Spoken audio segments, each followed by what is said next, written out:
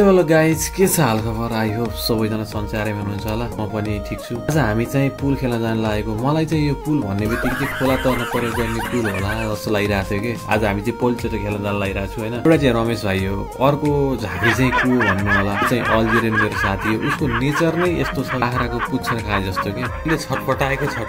मेरो अर्को साथी पनि आउँदैछ, रोमानियन हो, नभन्दै ऊ पनि आइहाल्यो। नाम लिया शैतान हाजिर। म यहाँ नयाँ आउँदा चाहिँ उसले मलाई चाहिँ धेरै नै हेल्प गरेको थियो। एउटा नेपालीमा एउटा भनाइ छ नि, थुतुनो र समथिङ के नसमाल्न सकेपछि बडो दुःख पाइन्छ भनेर।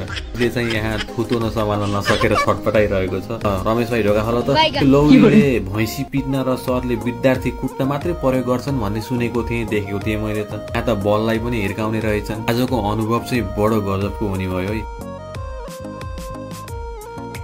सुन्तलाका गेडा जस्तै बलहरूलाई कहिले यताबाट उता कहिले उताबाट यता हिर्काउँदा आजको समय चाहिँ गइहाल्यो। ती खेलेर चाहिँ हामी चाहिँ रुमतिर लाग्यौँ। चाहिँ मेरो रमेश भाइ चाहिँ कम्पनी चेन्ज गरेर चाहिँ अर्को कम्पनीमा जाने भनेका छन्। उनलाई बिदाई गर्दै आजको भिडियो पनि टुङ्ग्याउँछु। फेरि भेटौँला अर्को भिडियोमा है त।